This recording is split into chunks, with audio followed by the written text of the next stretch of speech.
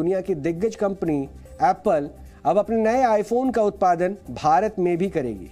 And 14 Plus in India at its Chennai plant.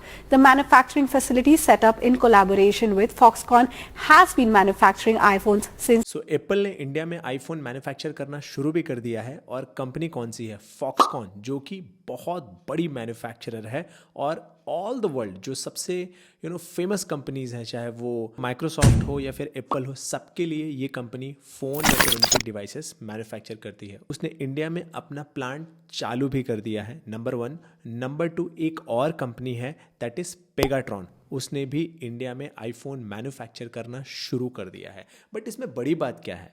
अगर manufacture करना शुरू भी किया है तो इससे हमें क्या फ़ायदा है और इसमें बहुत बड़ी बात क्या है? सो इसमें बड़ी बात यह है कि कई लंबे टाइम से हम बात कर रहे हैं China plus one, China plus one, China plus one, but actually में ग्राउंड पे देखना, एक्चुअली में प्रोडक्शन होना, इट टेक्स टाइम और फाइनली एक्चुअल प्रोडक्शंस होना शुरू हो गए हैं। यानी जैसा हम सोच रहे थे कि चाइना प्लस वन मैन्युफैक्चरिंग में इंडिया कहीं तो थोड़ा आगे बढ़ेगा, तो उसके कुछ ग्लिम्स हमें दिखाई देने लगे हैं। और नंबर 2, इसका और सिग्निफिकेंस क्या है इंडिया के लिए? सो इसको आप ऐसे समझो कि अगर एक बार मैन्युफैक्चरिंग शुरू हुई है तो ऐसा तो होगा नहीं कि सिर्फ एप्पल मैन्युफैक्चर करेगा, है ना? बाकी जो प्लेयर्स हैं वो भी तो देखेंगे इंडिया को। अगर एप्पल को लगता है या फिर और भी जो पावरफुल कंपनी है उनको इस तरीके से लगता है कि यार इंडिया एक अल्टरनेटिव बन सकता है, तो जो बाकी प्लेयर्स हैं वो भी पीछे पीछे आएंगे, धीरे धीरे ही आएंगे सही, बट वो भी पीछे पीछे आएंगे और इस तरीके से इंडिया में थोड़ी बहुत अपॉर्चुनिटी चाइना की आ सकती है इंडिया में, और वो इंडिया के लिए एक बहुत बड़ी अपॉर्चुनिटी बनेगी। और बड़ी अपॉर्चुनिटी का मतलब मैं आपको बताने का ऐसे ट्राई करता हूँ कि अगर मान लो 100 बिलियन का मैन्युफैक्चरिंग, सपोज करो एक नंबर लेते हैं, चाइना में है, और अगर हमारे पास गिरते पड़ते 5-10% यानी कि 10 बिलियन भी आता है, 10% भी आता है, 5% भी आता है आने वाले 5 सालों में, 10 सालों में, तो भी इंडिया के लिए एक बहुत बड़ा बूस्ट है। और ये जो चाइना प्लस वन है इसको और बूस्टर क्यों मिल रहा है? क्योंकि अभी हाल ही में जो चाइना की ज़ीरो कोविड पॉलिसी की वजह से फॉक्सकॉन की जो मेन फैक्ट्री है उनकी बंद करनी है, और जिसकी वजह से आईफोन के प्रोडक्शन में हर्डल्स आ रहे हैं। तो ये एक और सिग्नल दे रहा है बाकी लोगों को, बाकी मैन्युफैक्चरर्स को, कि भाई चाइना प्लस वन स्ट्रैटेजी ज़रूर बना के रखो। अच्छा, बहुत सारे लोगों को लग रहा होगा कि वियतनाम में भी जा सकते हैं, वियतनाम भी एक अच्छा ऑप्शन है, बट इतने बड़े स्केल पे, जिस स्केल पे एप्पल और बड़ी कंपनियां ऑपरेट करती हैं, उतने बड़े स्केल पे प्रोड्यूस करना, और वो भी चीप लेबर में प्रोड्यूस करना, बाकी कंट्रीज के लिए मुश्किल है, इम्पॉसिबल नहीं है, मुश्किल है। तो इंडिया एक बहुत बड़ा फेवरेबल प्लेस बनेगा, सिर्फ प्रोडक्शन के लिहाज से नहीं, कंजम्पशन के भी लिहाज से, क्योंकि इंडिया में भी इसके बहुत सारे कंज्यूमर पैदा हो रहे हैं, आ रहे हैं, बढ़ रहे हैं, तो इससे भी इंडिया को एक बूस्ट मिलने वाला है। अच्छा, कुछ मैं रिपोर्ट्स पढ़ रहा था that will give you some glimpse. Let me show you.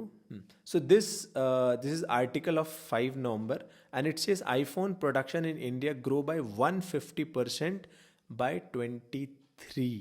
यानी कि आने वाले 1 सालों में जो भी अभी हम प्रोड्यूस कर रहे हैं, चाहे हम 1% ही प्रोड्यूस कर रहे हैं, एटलीस्ट उसमें ग्रोथ भी दिखाई देगी। और ये ग्रोथ कौन से थॉट प्रोसेस से बताई जा रही है, यू कैन रीड दिस, और ये आर्टिकल का लिंक मैं वीडियो के नीचे दे दूंगा। So you can read here, Apple has to also roped in Tata Group to supply the mechanics of iPhone model. Tata is hiring 45,000 workers for its plant in Tamil Nadu industrial town of Hosur. Now, Tata is also in talks with Taiwanese manufacturer Wistron to set up a joint venture of assemble iPhone in India. Alongside the Foxconn, Pegatron become the second Apple manufacturer to start the assemblies. The latest iPhone 14 in India will be used to serve local and global demands. So आप ये जो opportunities देख रहे हो, इससे आप clearly feel कर सकते हो कि सिर्फ ये आईफोन तक सीमित नहीं रहेगी, ये बाकी सारे उसके जो इर्द गिर्द जो बाकी सारी चीज़ें जो बनती है ना, सिर्फ आईफोन थोड़ी एक बार बनना चालू हुआ मान लो, तो सिर्फ आईफोन तक थोड़ी हम रुकेंगे, उसके जो इर्द गिर्द उसके ईयरबड्स हैं, ये सारी चीज़ें हैं जो दुनिया भर की चीज़ें बनती है ना, उसकी भी कैपेसिटी हमारे पास आने की चांसेस हैं। बट आपका क्वेश्चन होगा कि लोकेश, लेकिन इससे हमें क्या फ़ायदा है एज अ इन्वेस्टर, हम इस अपॉर्चुनिटी को कैसे यूटिलाइज कर सकते हैं। तो मैं आपको एक चीज़ बताता हूँ कि एक चाइना +1 वर्ल्ड वाइड ये लोग मान रहे हैं।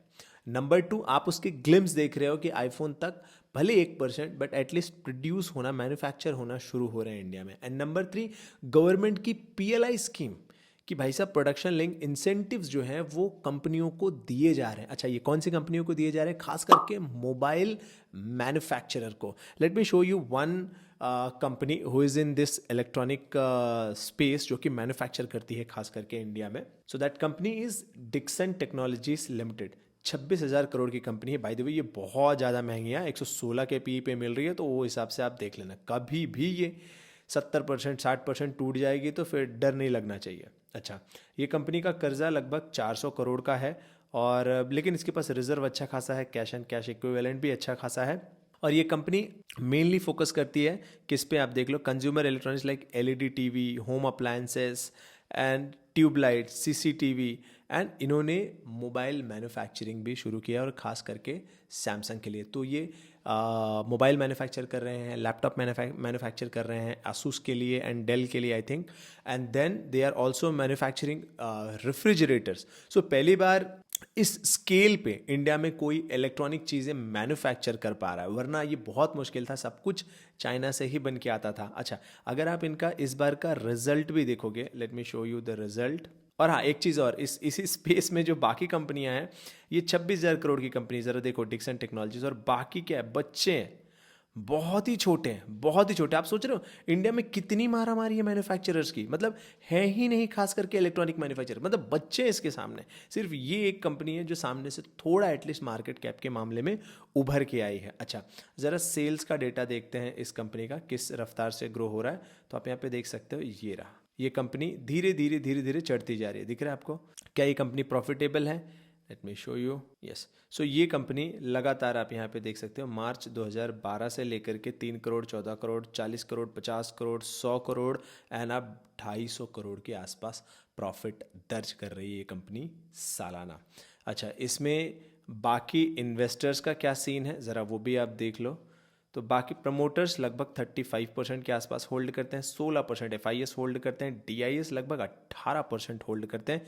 इस बार DIS ने, डोमेस्टिक इंस्टीट्यूशनल इन्वेस्टर ने, बहुत तेज बढ़ाया इस क्वार्टर में, एंड 30% के आसपास लगभग पब्लिक ओन करती है। ज़रा इस क्वार्टर का रिजल्ट देखते हैं, इस क्वार्टर का रिजल्ट कैसा आया है इनका। हाँ, सो ये डिक्सन का मैं रिजल्ट पढ़ रहा था इनका। इसमें जो सबसे इम्पॉर्टेंट बात है फोकस करने वाली, वैसे तो ये रिजल्ट आप आराम से देख भी सकते हो, की हाइलाइट्स, हाँ ये रहा। ज़रा आप कंज्यूमर इलेक्ट्रॉनिक सेगमेंट में देखो, इनका रेवेन्यू पिछले क्वार्टर से इस क्वार्टर में ऑलमोस्ट लगभग फ्लैट रहा है। और वहीं हाँ, लाइटिंग प्रोडक्ट्स में, जो इनके लाइट वाले प्रोडक्ट, LED बल्ब और ये सारी चीज़ें जो हैं, उसमें यहाँ पे ग्रोथ उतनी ज़्यादा नहीं रही है, ये भी ऑलमोस्ट कांस्टेंट या फिर नीचे की तरफ ही रहा है। ठीक है। अच्छा, होम अप्लायंसेस में बहुत ज़बरदस्त ग्रोथ है, आपको यहाँ पे दिख रहा है, होम अप्लायंसेस में अच्छा खासा ग्रोथ है, यानी कि रेफ्रिजरेटर सेगमेंट में जो ये पूरा बनाते हैं उसमें बहुत ज़्यादा ग्रोथ है।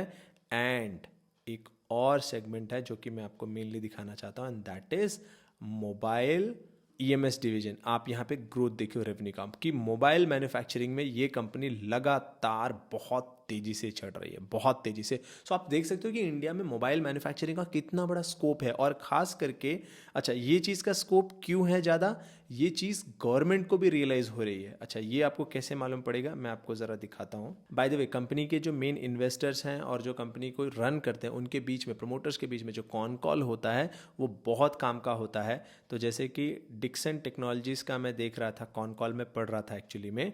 सो ये रहा अक्टूबर का कॉन कॉल, कि एक्चुअली में प्रमोटर्स क्या सोच रहे हैं और वो कैसे कंपनी को आगे लेकर के जाने वाले हैं। So let me show you. So ये मैंने पूरा कॉन कॉल का शीट ओपन कर लिया है। Now let me show you the conversation. आपको ये पूरा पढ़ना चाहिए। जो इनके मेन पर्सन हैं आदित्य लाल, उनके साथ ये पूरा कन्वर्सेशन हुआ है। और हाल ही में इनको गूगल टीवी का बाय द वे लाइसेंस भी मिल गया है, कि गूगल टीवी के जो लाइसेंस के साथ टीवी मैन्युफैक्चर करना है, इससे इनको क्लियरली फ़ायदा होने वाला है। हाँ, टीवी मैन्युफैक्चरिंग में ये काफ़ी बड़े प्लेयर बन चुके हैं अब वैसे इंडिया में। इसके साथ साथ इन्वेस्टर्स ने इनको पूछा हुआ है कि thanks for just book keeping, one of you can just give us the volume across category. Sir आप वॉल्यूम के हिसाब से देखो, सैमसंग के स्मार्टफोन्स यहाँ पे दिख रहे हैं, smartphone outside Samsung was around 10 lakh feature phones outside and 13 lakh smartphone of Samsung, around 26 lakh feature phones for Samsung, 33 lakh CCTV, 14 lakh DVR, 3 lakh around other wearables and hearings. इसके अलावा इनको जो कॉन्ट्रैक्ट मिला हुआ है ये वो बोट के लिए भी मैन्युफैक्चर कर रहे हैं, जो आपके बोट के ईयरफोन और सारी चीज़ें आप डिवाइस यूज़ करते हो। So in boAt we are ramped up our production almost 1 million device a month. So आप देख रहे हो इंडिया में कितना बड़ा स्कोप है मैन्युफैक्चरिंग का। इसके अलावा ये मैन्युफैक्चरिंग का स्कोप गवर्नमेंट कितना पुश कर रही है वो भी मैं आपको दिखाता हूँ।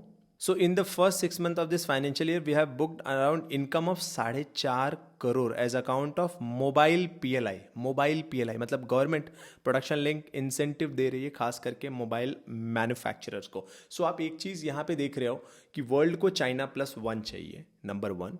नंबर 2 इंडिया उसके लिए China +1 में इंडिया काफ़ी सूटेबल है। मैं नहीं बोल रहा हूँ बेस्ट है बट सूटेबल है। नंबर 2 आप देख रहे हो कि एप्पल जैसी बड़ी कंपनी है, एटलीस्ट उन्होंने अपना मैन्युफैक्चरिंग शुरू कर दिया है। नेक्स्ट नंबर आप देख रहे हो कि गवर्नमेंट PLI स्कीम्स दे रही है मैन्युफैक्चरर्स को कि भाई आप यहाँ पे एटलीस्ट मोबाइल तो मैन्युफैक्चर करो, इतने बड़े हम कंज्यूमर्स हैं मोबाइल के डिवाइसेस के, आप यहाँ पे कम से कम कुछ तो सेटअप करो। एंड इस तरह की कुछ कंपनियाँ उसका बेनिफिट भी ले रही हैं और इतने बड़े स्केल पे सैमसंग, आसूस और इन सब के लिए इलेक्ट्रॉनिक प्रोडक्ट्स प्रोड्यूस कर रही हैं। सो इस पूरे सीक्वेंस को अगर आप देखोगे तो मैन्युफैक्चरिंग स्पेस, खास करके इलेक्ट्रॉनिक मैन्युफैक्चरिंग स्पेस, एक अच्छा खासा स्पेस बन सकता है एज अ इन्वेस्टर आपके लिए और हमारे लिए। सो इस तरह की कंपनियों को हमें क्लियरली रडार पे रखना चाहिए, अपने वॉच लिस्ट में रखना चाहिए।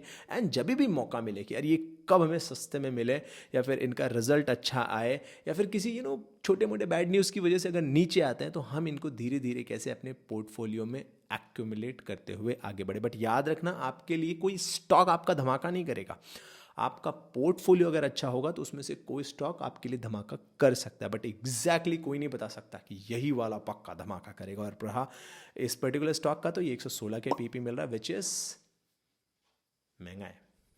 ठीक है, सो आई थिंक आपको एक पूरा ये जो पूरा सीक्वेंस ऑफ इवेंट है वो पूरा समझ में आ गया होगा and it is going to help you to think कि कैसे आप इन सारी चीज़ों को जो आपके फेवर में आ रही है एज अ इन्वेस्टर, इनको कोलेट करके अपने लिए वॉच लिस्ट क्रिएट कर सकते हो और अपनी इन्वेस्टमेंट की जर्नी को आगे बढ़ा सकते हो। इसके अलावा कुछ आपका फीडबैक है या फिर आपका कुछ अलग थॉट प्रोसेस है, please do comment, it will help me. So मिलते हैं नेक्स्ट वीडियो में। Thank you so much and Jai Hind.